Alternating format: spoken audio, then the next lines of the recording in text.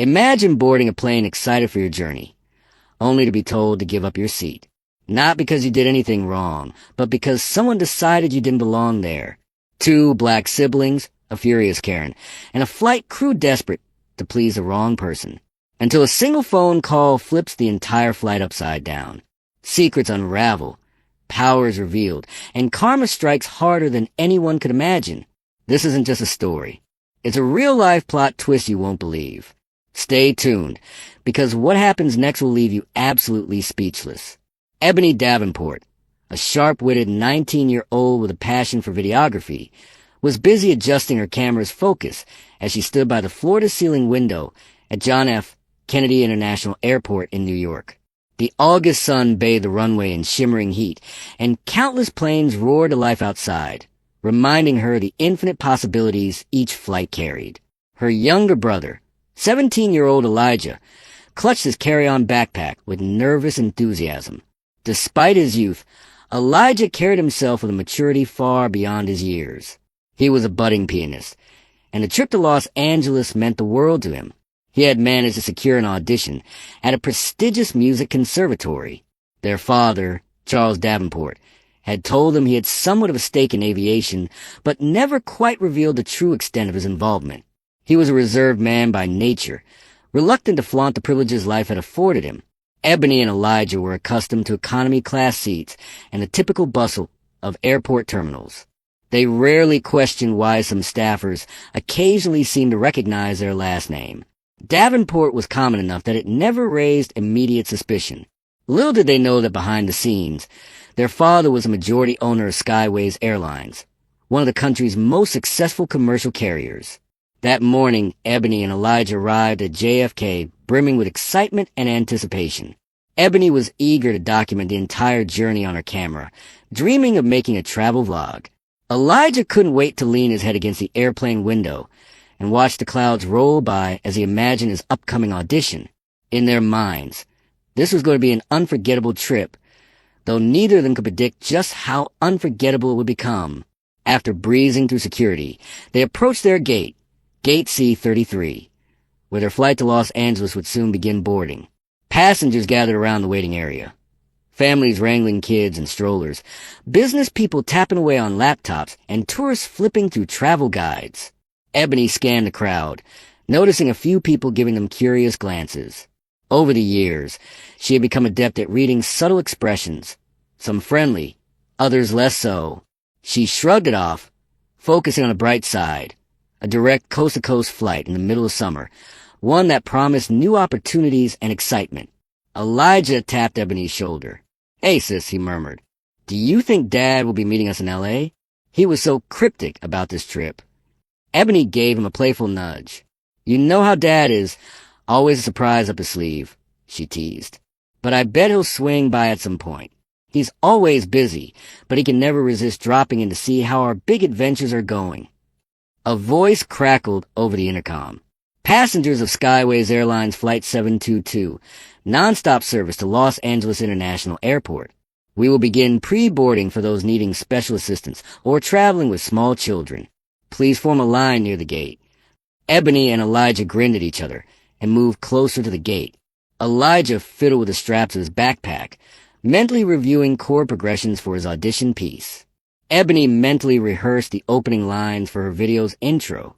She steadied her camera and murmured, "Ebony's Travel Diaries, here we go." She was determined to capture every nuance of this experience, from their seats on the plane to the moment they landed in Los Angeles. Boarding proceeded swiftly. When their group number was called, they scanned their boarding passes and headed down the jet bridge. The slight hum of the aircraft's engine sent a pleasant rush of adrenaline through them. Stepping into the aircraft cabin, they breathed in the familiar smell of upholstery, coffee, and recirculated air. A flight attendant, looking somewhat harried, offered them a perfunctory smile before directing them to their seats near the front of the cabin. Ebony and Elijah had managed to get upgraded to premium economy, a welcome little gift from their father, though they still believed it was purely their father's small perk from being a loyal customer all these years. They settled into seats 8A and 8B. Ebony placed a camera bag at her feet, ensuring it was secure, while Elijah pulled out a small notepad filled with musical notations. Just have to revise my piece a little, Elijah mumbled, scanning the pages. Ebony nodded and gave him a reassuring smile. He'd do great. She just knew it. Looking around, Ebony marveled at the large windows, comfortable seat pitch, and extra legroom, more than they'd ever had on a flight before. Little did they know, the real turbulence was still ahead, and it wouldn't come from storm clouds or pilot announcements. Instead, it would come in the form of a cunning, entitled passenger and a flight crew unwittingly stepping into the biggest mistake of their professional lives. Just minutes after Ebony and Elijah got comfortable, the cabin filled quickly with passengers maneuvering down the aisle, balancing carry-ons and searching overhead compartments. A faint chatter buzzed through the aircraft as strangers swapped seats with family members or tried to store oversized luggage. Flight attendants bustled about, verifying seat assignments and making sure safety protocols would be followed. Ebony heard a voice that was both commanding and condescending drifting from the front entrance. "Excuse me." "Step aside," the voice hissed. "Can't you see I have priority boarding?" The speaker was a middle-aged woman with sharply styled blonde hair, an unfortunate archetype Ebony recognized from viral internet videos as a Karen. She was impeccably dressed in an off-white blazer, pressed trousers, and high heels, ill-suited for an airplane aisle. Her demeanor radiated impatience and entitlement. She held a large tote bag in one hand and clutched what looked like a designer purse in the other. A flight attendant attempted to greet her, but the woman brushed right past, only tossing a curt nod in acknowledgement. Karen. Ebony privately labeled her that, surveyed the seats as if she were personally inspecting them. It appeared she was in business class a few rows ahead, but Ebony couldn't help noticing how the woman lingered beside row 8, scanning Ebony, Elijah, and their seats with an intensity that made Ebony's skin prickle. Elijah paused from his note-taking. "Do you know her?" he whispered. Ebony shook her head. Yet even before the flight took off, she had a nagging feeling that this woman's presence spelled trouble. Karen let out a dramatic sigh, then rolled her eyes in the direction of the flight attendant. "These are not the seats I requested," she declared in a shrill tone that could have carried across the entire aircraft. "I specifically booked seats with more legroom. I won't be comfortable in any other row. I fly skyways frequently. My loyalty status is Executive Diamond. Or have you forgotten that?" The flight attendant, obviously flustered, tried to remain polite. "Ma'am, I understand your concern, but—" Karen snapped her fingers. "I don't want an explanation. I want the seats I booked. And please do hurry. I don't have all day." Elijah and Ebony exchanged wary looks. The flight attendant checked Karen's boarding pass again and frowned. "Your assigned seat is 12A in premium economy, which is very comfortable. Unfortunately, seats in row 8 are already taken." Karen's gaze zeroed in on Ebony and Elijah. Her piercing stare flicked over them like they were squatters in a house she owned. Ebony quickly faced forward, not wanting to engage in a confrontation before the plane even took off, but she could feel the intensity of the woman's glare burning the back of her neck. "I see who's occupying those seats," Karen said under her breath, though loud enough for Ebony and Elijah to hear. It was as though she had found her scapegoats. Ebony, a young black woman with curly hair pinned up in a neat bun, and Elijah, a lanky black teenager with well-worn sneakers. The flight attendant's eyes darted nervously between the siblings and the irate passenger. Karen's tone sharpened. "I'd like you to fix this," she demanded, pointing at the flight attendant, and then wagging a finger toward Ebony and Elijah. "I was promised seats in row 8, specifically on the left side, so I could be near the front. This is absolutely unacceptable." Ebony's stomach churned. She hated to assume the worst of people, but the pointed way Karen was addressing them felt more personal than a simple seat dispute. Elijah shot Ebony a worried glance. The flight attendant's face paled, uncertain how to proceed. Already, Ebony suspected that this was no ordinary seat mix-up. The tension that blanketed their row was thick enough to cut through with a plastic butter knife. To Ebony's relief, another flight attendant arrived to assist, a woman in her late 20s with a calm demeanor. She tried explaining to Caldwell that the flight was fully booked and the siblings had legitimate boarding passes for row 8. Caldwell's only response was a huff of indignation. "We'll see about that," she muttered, as she stomped off toward the front of the plane, presumably to speak to the lead flight attendant or maybe even the captain. Elijah exhaled in relief. Guess we dodged a bullet. Imani wasn't so sure. She watched as Caldwell conversed in hushed but insistent tones with another flight attendant near the cockpit door. The attendant seemed to be listening intently, occasionally glancing in their direction. Imani turned back to Elijah, who was trying to refocus on his musical notes. She whispered, "I have a bad feeling that might not be the last we see of her." Trying to calm her nerves, Imani busied herself by adjusting the lens on her camera, capturing small details like the overhead panel and the safety card in the seat back pocket. She planned to splice them into her travel vlog. As she recorded, she took quiet note of Caldwell's raised voice drifting intermittently down the aisle. Phrases like, "Do you know who I am?" and "I spend thousands on flights," peppered her outburst. Little did Imani and Elijah realize, those words were about to set the stage for an unforgettable showdown.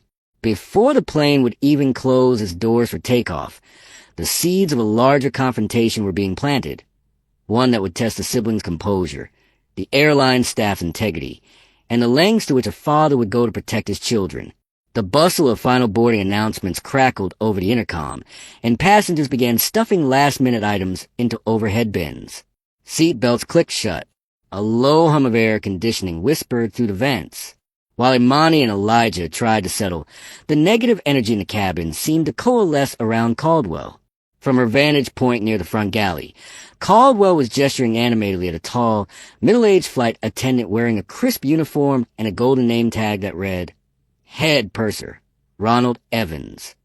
Evans's features were set in a mask of professional composure, but Imani could tell he was growing increasingly uncomfortable as Caldwell's demands escalated. Imani flicked her eyes to Elijah, who was silently mouthing the notes for his audition piece, a mental exercise he used to calm his nerves. She knew him well enough to recognize that his focus was faltering. This time, the tension on the plane was more than just nerves about a big audition. It was the type of confrontation that no one wants to deal with at 35,000 feet. Suddenly, Caldwell stormed back down the aisle, her designer heels clacking like a metronome of impending trouble. She paused at row 8 and glared at Imani and Elijah. "I've spoken to the head purser," she announced, her eyes roving over them with an air of superiority. "He understands that my seat assignment has been mishandled." She pointed at Imani and Elijah's seats. "I want these seats, and I'm going to have them." Elijah blinked, alarmed. Imani tried to maintain her composure, but she could feel her chest tighten. In an effort to stay polite, she replied, "These are the seats we were given, ma'am. If there's an error in the airline system, you should probably work it out with the gate agent." Caldwell snorted, folding her arms. "I've already done that. Apparently, the flight is sold out. You two should just move, and let's make this easier for everyone." Elijah finally spoke up, his voice trembling slightly. "Why should we move? We paid for these seats, or at least they were assigned to us. We have every right to be here." Caldwell's face twisted into a scowl that only deepened the lines around her mouth. "You think you're entitled to these premium economy seats?" she asked, her tone laced with condescension. "I've got news for you, kids. People like me fly these seats all the time. I'm a platinum-level flyer, and this airline knows me well." Behind her, head purser Evans arrived. He offered a diplomatic smile. "Ma'am, perhaps we can find a resolution that works for everyone." Caldwell tossed her hair back. "Yes, we can. Move them." She jabbed a manicured finger at Imani and Elijah. "I'm sure there are seats in the back." Imani bristled, but she tried to remain calm, remembering her father's teachings about dealing with conflict. Remain polite, stand your ground, and document everything if necessary. She discreetly turned on her camera, letting it record from her lap. She didn't want to aggravate the situation, but she knew it might be important to have a record if things escalated. Evans cleared his throat. "I'm afraid the flight is quite full, and these passengers also have a valid claim to their seats. Could I perhaps offer you a compensation voucher for another seat on a different flight? Or maybe see if we can rebook you in an even better seat on tomorrow's flight?" Caldwell set her jaw. "Absolutely not. I need to fly today. I'm not waiting until tomorrow." and I'm not sitting behind row 8. If you won't make the move, then I'll have to escalate this further." With that ominous statement, she turned on her heel and marched toward the cockpit. The head purser followed, obviously concerned. Imani felt her pulse throbbing in her temples. "What does she mean by escalate?" Elijah whispered. Imani shrugged, trying to appear calmer than she felt. "I don't know, but let's just stay put. We have our boarding passes. We haven't done anything wrong." Passengers seated nearby had started taking notice. Some looked annoyed by the commotion. Others flashed Imani and Elijah sympathetic smiles. An older man in row 9 leaned forward and whispered, "Don't worry. She's just being a typical Karen. She can't force you out of your seats." Imani nodded, grateful for his reassurance, but the uneasy feeling in her gut remained. A few minutes passed, and Imani hoped that maybe the fiasco would end there. Perhaps Caldwell would cool off, or the cabin doors would close, and the flight would proceed. But her hopes were dashed when she saw a second flight attendant approach them, a stern look on her face. Her name tag read, "Flight Attendant Supervisor, Patricia." After the conference room meeting, Ebony and Elijah were escorted to a luxurious black SUV waiting outside the terminal. They climbed in, feeling a strange cocktail of relief and lingering tension. Their father's voice came through the vehicle speakerphone. "I'm proud of you both for staying strong. Rest tonight. Focus on Elijah's audition tomorrow. We'll handle the rest." Ebony turned to Elijah. "You ready to put this behind us, at least for now?" He let out a long breath. "I think so. Got to switch gears to my audition. That's the priority." The driver took them to a 5-star hotel, all expenses covered by Skyways as a gesture of good faith. As they arrived at the grand lobby, Ebony noticed a flurry of social media notifications on her phone. People were tagging her in posts about the Karen incident on Flight 722, some with partial videos from other passengers. Ebony considered uploading her own footage, but decided to wait until after speaking more with her father. For now, Elijah's audition was paramount, and indeed, for Ebony and Elijah, the ordeal had come full circle. They found justice, discovered more about their father's secret influence, and affirmed their own resilience in the face of prejudice. Meanwhile, Karen, once so confident in her superiority, faced the consequences of her actions. She was banned from Skyways, widely mocked on social media, and possibly dealing with lawsuits from the airline. Karma, it turned out, had a way of flying back around at 30,000 feet. What began as a simple cross-country flight became an unforgettable tale of arrogance, prejudice, and ultimate redemption. Ebony and Elijah were nearly stripped of their seats and their dignity by a single entitled passenger, only to discover that their father, Charles Davenport, owned the very airline that had wronged them. Their fight for justice exposed the power dynamics at play, forcing both the airline crew and Karen herself to face the consequences. In the end, integrity and truth prevailed, giving Ebony and Elijah the resolution they deserved. If you found this story compelling, there's more to come, because standing up for your rights can transform not just your life, but also entire systems. So don't forget to like this video, share it with your friends, and subscribe to our channel for more dramatic, thought-provoking stories. Your support fuels our passion for storytelling and shining a light on the issues that matter most. Thank you for watching.